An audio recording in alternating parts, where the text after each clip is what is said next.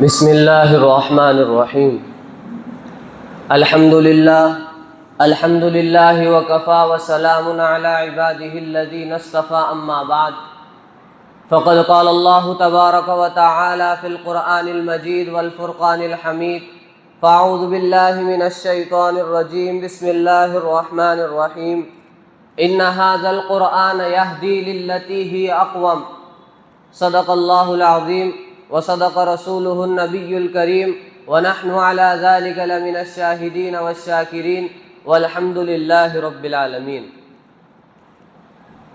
صحرا میں جنگلوں میں بیاباں میں پڑھو، صحرا میں جنگلوں میں بیاباں میں پڑھو، مینار گر پڑے تو میدان میں پڑھو۔ یہ بے خبر نجومی تمہیں کیا بتائیں گے، یہ بے خبر نجومی تمہیں کیا بتائیں گے، کل ہونے والا کیا ہے قرآن میں پڑھو۔ عزیزان گرامی، اللہ تعالیٰ کا احسان ہے کہ اللہ تعالیٰ نے ہمیں قرآن کریم جیسی دولت عطا فرمائی ہے۔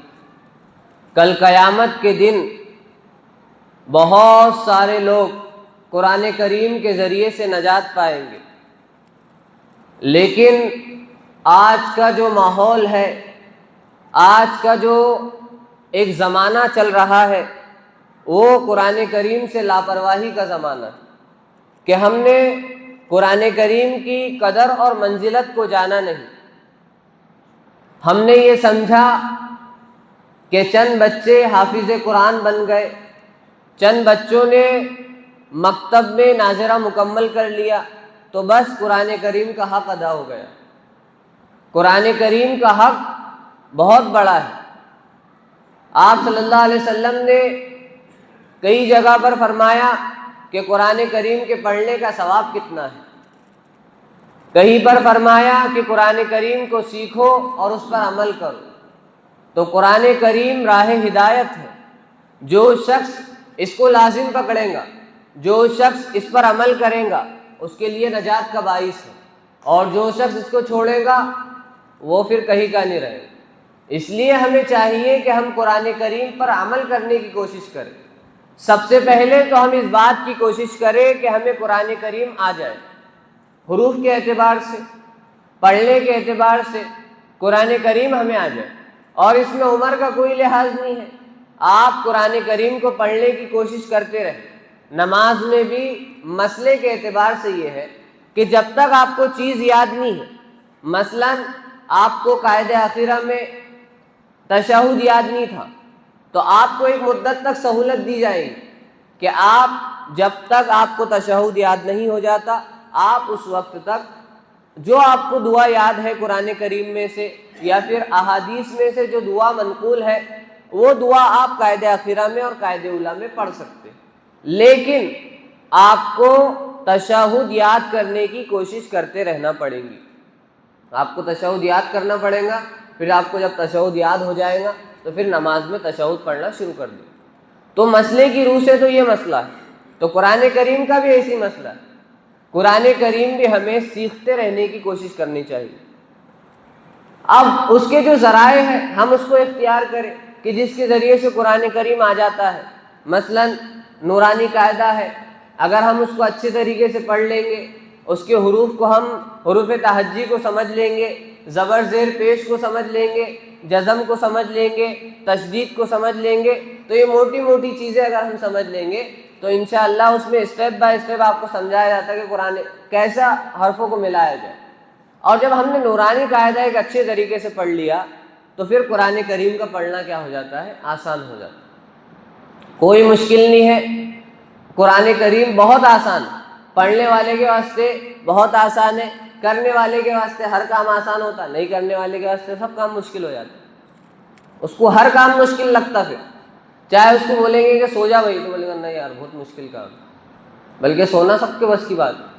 تو اس لیے نہ کرنے والے کے واسطے ہر کام کیا ہے، مشکل ہے۔ تو قرآن کریم کی قدر اور قرآن کریم کی منزلت، قرآن کریم کا مرتبہ ہمارے دل میں ہوگا تو ہم قرآن کریم کو حاصل کریں گے۔ قرآن کریم کا جو قرآن کریم کا مرتبہ تھا، جو قرآن کریم کا رتبہ تھا، جو قرآن کریم کی عظمت تھی، وہ صحابہ کے دل میں تھی۔ صحابہ نے قرآن کریم کو سیکھنے کے لیے مار کھائی ہے، قرآن کریم کو سیکھنے کے لیے ان کو طرح طرح کی تکلیفیں پہنچائی گئی، ان کو طرح طرح کی اذیتیں دی گئی، لیکن صحابہ اکرام نے قرآن کریم کو سیکھا، کیونکہ وہ جانتے تھے کہ کل قیامت کے دن جو چیز ہمارے ساتھ میں آئیں گی اور جو چیز ہمیں نجات دلائیں گی وہ قرآن کریم۔ صحابہ کے دل میں اللہ کے رسول نے قرآن کریم کی عظمت کو ڈالا تھا، لیکن آپ اس بات کو نشانہ نہیں بنا سکتے کہ صحابہ اکرام کے پاس اللہ کے رسول تھے، انہوں نے وحی کو اترتے ہوئے دیکھا تھا، اللہ کے رسول کا زمانہ انہوں نے پایا تھا، تو اس لیے ان کے لیے قرآن کریم کو حاصل کرنا، قرآن کریم کو سیکھنا، قرآن کریم کو سمجھنا، قرآن کریم پر عمل کرنا ان کے لیے آسان تھا؟ نہیں، یہ ایک بےہودہ سی بات ہے اگر ہم ایسی بات کریں، بلکہ اللہ کے رسول نے جن الفاظ میں صحابہ کو سکھایا تھا، جن الفاظ میں قرآن کریم کی عظمت کو بتایا تھا، وہ الفاظ 1450 سال سے آج تک کتابوں میں محفوظ ہیں، اور وہی تاثیر اس کی ہے اگر ہم اس کو لینا چاہیں، اور اگر ہم بے سستی سے اور سستی کے ساتھ اس کو لیں گے تو اس کا کوئی بھی اثر ہم پر نہیں ہوگا، بلکہ ہم ایک اثر لینے کے لحاظ سے، جیسا کہ مجمع میں بیان سننے کے واسطے اگر ہم کانوں کی لذت کے لیے بیٹھیں گے تو بس سن لیے، یہ کان سے سنے تھے، یہ کان سے نکال دیے، بات ختم ہو گئی۔ مسجد سے نکلے، جو چال اپنی تھی وہ چال چلنا شروع کر دی، الٹی ہی چال چلتے ہیں دیوانگان عشق، آنکھوں کو بند کرتے ہیں دیدار کے لیے، تو وہی حال ہمارا ہو جائے گا۔ پھر باہر نکلے، ختم، مولانا نے جو بولے تھے وہ مسجد تک ہے، مسجد میں گئے تو لوگوں کے ساتھ اچھا رہو، قرآن پڑھو، ذکر و اذکار کرو، نماز پڑھو، اچھے سے رہو، گالم گلوچ مت دو۔ باہر نکلے پھر تو میں کس کا، تو کیا میں کیا، کسی اور کو اچھا بولے تھے کہ تیرے کو بولے، ایسے الفاظ ہمارے۔ تو ہم مجمع میں بھی جب بیٹھے تو عمل کی نیت سے بیٹھے کہ بھائی جو بھی کہا جائے گا، کہنے والا کوئی بھی ہو، اگر اس کی بات اچھی ہے تو ہم لینے والے بنے، اچھی نہیں ہے تو چھوڑ دیں، تو ہم باتوں پر عمل کرنے والے۔ قرآن کریم بھی عمل کرنے کا ایک ذریعہ ہے، قرآن کریم کو سیکھے، قرآن کریم کو سمجھے اور قرآن کریم پر عمل کرے۔ اسی طرح اللہ کے رسول صلی اللہ علیہ وسلم نے قرآن کریم پڑھنے کا جو ثواب ہے وہ بھی ہمارے سامنے بتایا، منتخب میں وہ روایت ہے، فضائل اعمال میں وہ روایت ہے، اور دیگر احادیث کی کتابوں میں وہ روایت ہے کہ اللہ کے رسول صلی اللہ علیہ وسلم نے فرمایا کہ قرآن کریم کے ہر حرف پر 10 نیکیاں ملتی۔ کتنی نیکیاں ملتی ہے؟ 10 نیکیاں ملتی۔ اور اللہ کے رسول نے آگے فرمایا کہ میں یہ نہیں کہتا کہ الف لام میم یہ پورا حرف ہے، بلکہ الف ایک الگ حرف ہے، لام ایک الگ حرف ہے اور میم ایک الگ حرف ہے، یعنی اگر کوئی شخص الف لام میم پڑھے گا تو اس کو اللہ تعالیٰ 30 نیکیاں دیں گے۔ کتنی نیکیاں دیں گے؟ 30۔ اب قرآن کریم میں 6 لاکھ کتنے ہزار قرآن کریم میں حروف ہے، اب اتنے ہم پڑھیں گے تو آپ اس کا حساب کر لیں کہ کتنا ہمارے کو ثواب ملے گا۔ اگر روزانہ کا 1 صفحہ بھی ہم پڑھیں تو اس پر بھی ہمیں کتنا ثواب ملے گا۔ اسی طرح ایک روایت اور ہے کہ اللہ کے رسول صلی اللہ علیہ وسلم نے فرمایا کہ جس کو قرآن کریم اچھے طریقے سے آتا ہے، یعنی وہ پڑھا ہوا ہے، اچھے طریقے سے اس کو آتا ہے، تو اللہ تعالیٰ اس کو 1 ثواب عطا فرماتے ہیں، یعنی اس کو قرآن کریم پڑھنے کا تو ایک الگ اجر ملے گا، لیکن ایک اور الگ سے ثواب قرآن کریم پڑھنے کا ملے گا، حروف پر الگ ثواب، قرآن کریم پڑھنے کا الگ ثواب۔ اسی طرح اگر کوئی شخص قرآن کریم کو سیکھ رہا ہے، مدرسے میں جا کر کے، بڑوں کے مکتب میں آ کر کے، یا پھر کسی اور کے پاس سیکھ رہا ہے، تو ایک تو اس کو اٹک اٹک کے جو پڑھتا ہے، پڑھنے کی جو کوشش کرتا ہے، اس پر ایک ثواب ملے گا، اور ایک قرآن کریم کی تلاوت کا الگ سے ثواب ملے گا۔ تو اچھے طریقے سے پڑھنے والے کو صرف 1 ثواب، اور جو شخص سیکھنے کی کوشش کر رہا اس کو 2 ثواب، ایک تو اٹکنے کا ثواب، اٹک اٹک کے پڑھ رہا، پڑھنے کی کوشش کر رہا تو یہ 1 ثواب، اور ایک قرآن کریم کی تلاوت کا ثواب، تو یہ 2 ثواب اس کو ملیں گے سیکھنے والے کو۔ تو سیکھنے والے کا مرتبہ تو زیادہ ہو گیا، تو اس لیے ہمیں نیکیاں حاصل کرنے کی کوشش کرنی چاہیے۔ مفتی تقی صاحب نے اپنی کتاب میں لکھا ہے کہ آج کل جو لوگ ہیں، اور آج ہمارا سب کا حال وہی ہے، میں بھی اس میں شامل ہوں، کہ ہم رائج الوقت کو دیکھتے ہیں، سکہ رائج الوقت کیا ہے؟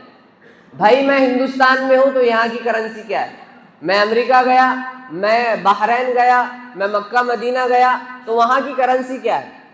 کام آنے والی چیز یہی ہے۔ آج کل لوگوں کی زبانوں پر یہ حرف بہت زیادہ روا دوا ہے کہ جس کے پاس پیسہ نہیں اس کی کوئی قدر و قیمت نہیں، جس کے پاس پیسہ نہیں اس کی کوئی حیثیت نہیں، وہ کسی لائق کا نہیں ہے، نالائق ہے۔ تو اللہ کے رسول نے فرمایا کہ قرآن کریم کے ایک حرف پڑھنے پر 10 نیکیاں ملیں گی۔ ہم اس سے لاپرواہی برتتے، کیوں برتتے؟ کیونکہ اگر کوئی شخص ہمیں یہ کہتا کہ بھائی آپ قرآن کریم کا ایک حرف پڑھیں، میں آپ کو ایک حرف پڑھنے پر 10 روپے دوں، تو ہم ضرور پڑھتے، دل لگا کے پڑھتے، روزانہ زیادہ سے زیادہ پڑھتے۔ ارے بیٹھے بیٹھے کا کام ہے، کتنے حروف پڑھ لیں گے تو فرسٹ کلاس 500 روپے 600 روپے روز کے آ جاتے۔ لیکن اللہ کے رسول نے فرمایا نیکیاں۔ اب نیکیاں کا مسئلہ ایسا ہے کہ میرے کو دکھ رہی نہیں ہو اور وہ میرے نامہ عمل میں جمع ہو رہی، تو میرے کو اس کا یقین تو اتنا ہے ہی نہیں ابھی، تو میں سوچتا دنیا کماتے ہیں، جب ہو جائیں گے 50 کے اوپر 60 کے اوپر، جب پکڑ لیں گے مسجد کو لازم۔ جوانی کا سجدہ بہت فائدے کا ہوتا ہے، اس لیے ہمیں جوانی میں قرآن کریم کو سیکھ کر کے اس پر عمل کرنے کی کوشش کرنا ہے۔ قرآن کریم کو ہم سیکھنے کی حد درجے کوشش کریں، کسی عالم کو پکڑے، کسی حافظ کو پکڑے، یا پھر ہماری مسجد میں جو مکتب چلتا بڑوں کا وہاں پر آ کر کے سیکھیں، یا پھر کوئی بھی عالم کو ہم پکڑے جو ہمارے کانٹیکٹ میں ہے، اس سے ہم سیکھنے کی کوشش کریں قرآن کریم۔ لیکن قرآن کریم کو سیکھنا حد درجے ضروری ہے۔ کسی اور کا عمل ہمارے لیے ذریعہ نجات نہیں ہو سکتا۔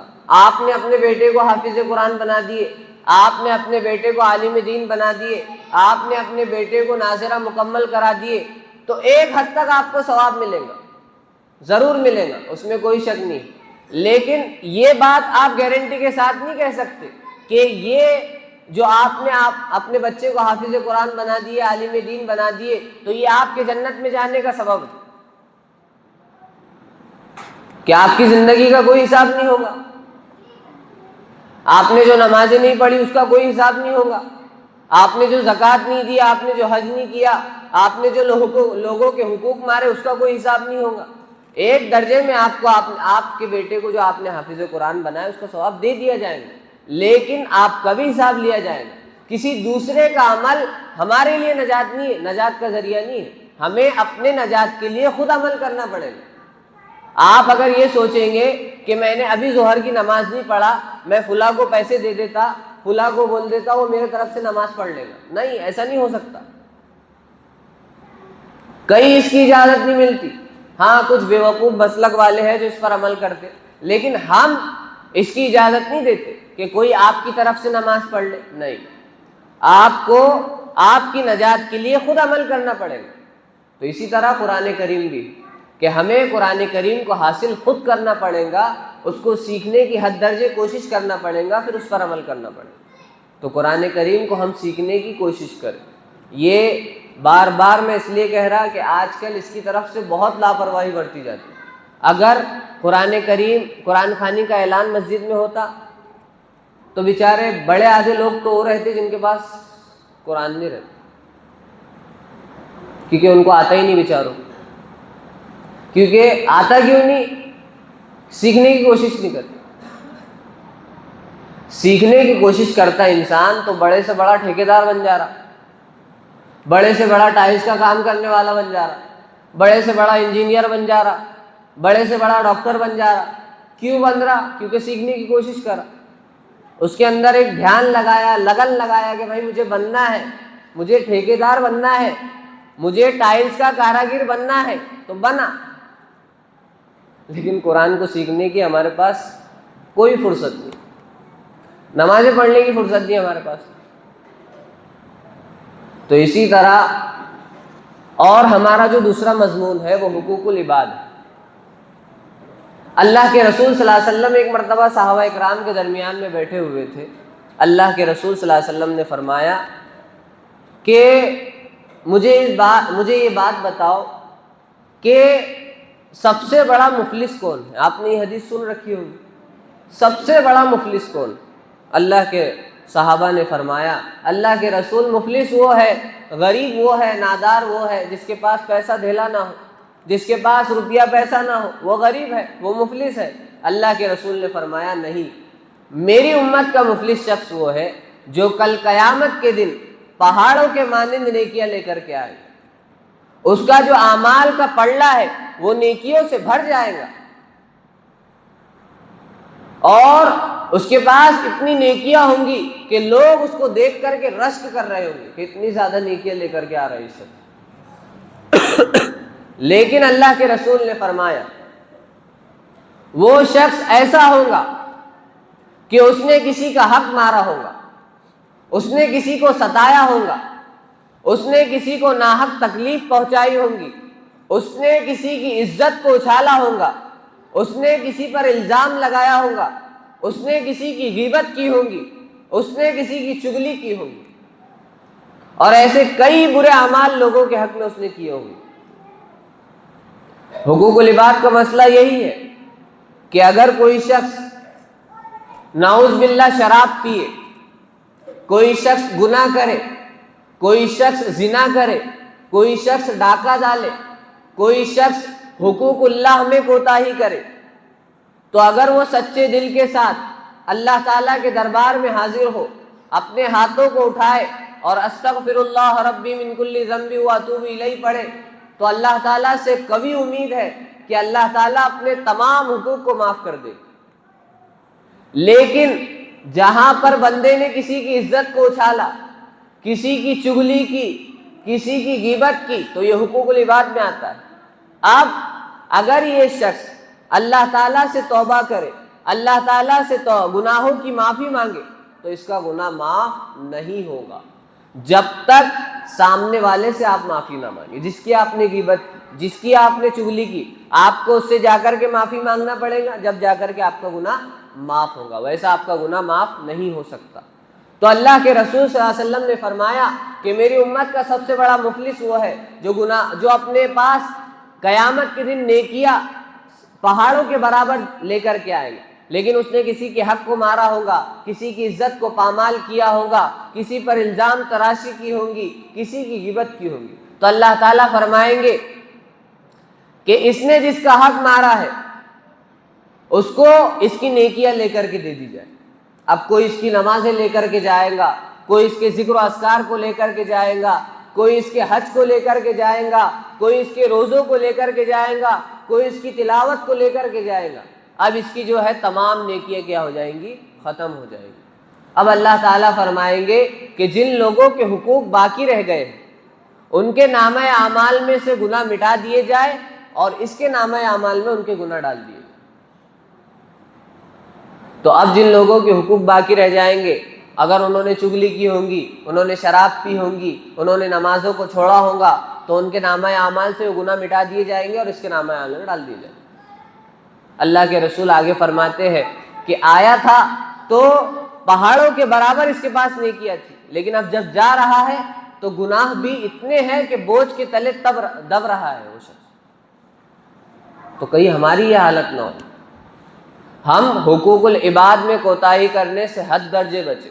آج ہمیں یہ چیز کا احساس نہیں ہے کہ میں نے کس کو برا بول دیا تو اس کو برا لگ گیا ہوگا، میں نے کسی کو کڑوا کہہ دیا تو اس کو برا لگ گیا ہوگا۔ نہیں، ہم لوگوں کو تکلیف پہنچاتے جاتے ہمارے دل میں اس کا احساس بھی نہیں ہوتا کہ میں نے کسی کو برا بولا تھا اور اس کو برا لگا ہوگا۔ نہیں، ارے وہ چلتا ہے، ایسے بول دیتا میں اس کو۔ بھائی آپ یہ بات سوچے کہ جب آپ کو کوئی کچھ بولے گا تو آپ کو برا لگ سکتا تو اس کو نہیں لگ سکتا؟ کیا وہ فرشتہ ہے سامنے والا؟ آپ ہی کی طرح وہ انسان ہے، اس کو بھی برا لگ سکتا، اس کے پاس بھی دل ہے، اس کے پاس بھی دماغ ہے۔ اس لیے ہم لوگوں کو تکلیف پہنچانے سے باز رہے کسی بھی معاملے میں۔ آج کل لوگوں کا رویہ کیا ہو گیا؟ صبح اٹھے نیند میں سے، فجر ہوئی کہ نہیں ہوئی، زور زور سے قوالیں شروع کر دی، زور زور سے مولانا طارق جمیل کا بیان شروع کر دی۔ بازو والا سو رہا، اس سے کچھ لینا دینا ہے، دین کو پھیلا رہا نہیں، دین کی باتیں لوگوں میں عام کر رہی، دین کی باتیں، بلکہ فجر نہیں پڑھا اس نے لیکن ٹیپ شروع کر دیا اس نے۔ تو اس لیے یہ آپ دین کا کام نہیں کر رہے، آپ ایک فتنہ پھیلا رہے۔ یہ جتنے لوگ آپ کی وجہ سے تکلیف میں ہیں، جتنے لوگوں کو آپ کی وجہ سے تکلیف ہوئی، سب کا گناہ اٹھے گا، آپ پر آئے گا۔ یہ تکلیف پہنچانا ہو گئی۔ یہ ایذا رسانی ہو گئی. ایذائے مسلم حرام ہے، چاہے وہ کسی بھی لحاظ سے ہو. اگر ہمارے گھر کا پائپ باہر چھوٹا ہوا ہے، رستے پہ چھوٹا ہوا ہے، اس کا بھی خیال نہیں رہتا ہمارے کو. آج گھر کا پانی آتا، کچھ بھی دھوتے دھاتے تو روڈ پہ آ کر کے گرتا. اب کوئی نجاست سڑک پر پڑی ہوئی ہو، ایک نمازی وہاں سے گزرتا، اس کے بدن پر، اس کے کپڑوں پر وہ چھینٹے اڑتے. اب اس کو اس چیز کا احساس نہ ہو اور وہ نماز پڑھ لے، اس کے ساتھ ناپاکی کے ساتھ اس نے نماز پڑھی، اس کی نماز نہیں ہوئی. اس کے ذمہ دار کون بنے؟ آپ بنے. آپ کے گھر کا پائپ باہر چھوٹا ہوا تھا، آپ کے گھر سے پانی باہر آ رہا تھا، تو اس کا بھی ہم خیال رکھیں. نالی وغیرہ اگر ہم نے چھوڑ رکھے ہیں تو اس کو بھی برابر رکھے تاکہ آنے جانے والوں کو تکلیف نہ ہو. لیکن یہ احساس ہمارے دلوں سے ایسا مر گیا کہ ہمارے کو اس کا احساس بھی نہیں ہے. اس لیے ایذائے مسلم سے حد درجے بچے. اللہ کے رسول نے یہ روایت اسی لیے ارشاد فرمائی. ایک روایت میں آپ کو اور سناتا، یہ شاید آپ نے سن رکھی ہوں گی، لیکن پھر بھی میں آپ کو سنا کر کے بات کو ختم کرتا. ایک مرتبہ اللہ کے رسول صلی اللہ علیہ وسلم کعبے کا طواف کر رہے تھے. عبداللہ ابن مسعود رضی اللہ تعالیٰ عنہ اللہ کے رسول کے ساتھ تھے. اللہ کے رسول نے کعبہ کی طرف دیکھا اور اللہ کے رسول نے کعبہ کو مخاطب کیا، اے کعبہ. یہ اللہ کے رسول کعبے سے ارشاد فرماتے، اے کعبہ، تیری عزت اپنی جگہ پہ ہے، تیری حرمت اپنی جگہ پہ ہے، تیری عظمت، تیری شان و شوکت اپنی جگہ پہ ہے، لیکن تیری شان و شوکت سے بڑھ کر کے، تیری حرمت سے بڑھ کر کے، تیری عزت سے بڑھ کر کے کوئی اور چیز بھی ہے جو تیری عزت سے بڑی ہوئی. عبداللہ ابن مسعود رضی اللہ تعالیٰ عنہ فرماتے ہیں کہ میں ہکا بکا رہ گیا کہ اللہ کے رسول یہ کیا ارشاد فرمائے. اب دنیا میں کون سی قابل عظمت چیز ہو گئی کہ ایک کعبے کی عظمت اور اس کی حرمت سے زیادہ اس کی وقات ہو گئی. عبداللہ ابن مسعود رضی اللہ تعالیٰ عنہ فرماتے ہیں کہ اللہ کے رسول نے آگے فرمایا کہ اے کعبہ، تیری عظمت سے بڑھ کر کے ایک مسلمان کی عزت و آبرو ہے. یعنی اللہ کے رسول یہ فرمانا چاہ رہے ہیں کہ کعبے کی عظمت اپنی جگہ پہ ہے، لیکن اس سے بڑھ کر کے ایک مسلمان کی عزت، آبرو اور اس کا مال. یعنی اگر کوئی شخص مسلمان کی عزت کو پامال کرے، کوئی شخص ایک مسلمان کی آبرو ریزی کرے، تو اس نے گویا کعبہ کو گرا دیا. یہی اس کا مرتبہ ہے. آپ اگر کسی مسلمان کی عزت کو پامال کرتے، 10 لوگوں میں کھڑے کر کے آپ کسی کی کھلی اڑاتے، کسی کا مسخرہ پن کرتے، کسی کی مذاق اڑاتے، کسی کا آج کل ہماری بھاشا میں اگر کہا جائے تو اس کی بیسی بناتے. نوجوان تو یہی لفظ استعمال کرتے. یا پھر پکچر بناتے، اپنے الفاظ استعمال کر رہا ہوں. تو اگر آپ نے ایسے کسی کی عزت کو پامال کیا 10 لوگوں کے سامنے یا پھر اکیلے میں، تو آپ نے گویا کعبہ کو ڈھا دیا. اللہ کے رسول یہی فرمانا چاہتے ہیں کہ اے کعبہ، تیری عزت اپنی جگہ پہ ہے، تیری حرمت اپنی جگہ پہ ہے، لیکن ایک مسلمان کی عزت اور ایک مسلمان کی حرمت تیری وقات اور تیری عزت سے بھی زیادہ ہے. اس لیے ہمیں چاہیے کہ ہم پڑوسیوں کا خیال رکھیں، ہم آزو بازو میں رہنے والوں کا خیال رکھیں. میری کوشش تو یہ ہونی چاہیے کہ میرے اپنی وجہ سے میرے بازو والے کو تکلیف نہیں ہونا، میرے پڑوسیوں کو مجھ سے تکلیف نہیں ہونا، آنے جانے والے راستوں والوں کو میرے سے تکلیف نہیں ہونا. اس لیے ہم یہ تمام باتوں کا خیال رکھیں. اللہ تعالیٰ سے دعا ہے کہ جو باتیں کہی گئی ہیں اللہ تعالیٰ ہمیں اس پر عمل کرنے کی توفیق عطا فرمائے. وآخر دعوانا ان الحمد للہ رب العالمین. جن حضرات کی سنتیں باقی وہ اپنی سنتوں کو ادا کریں.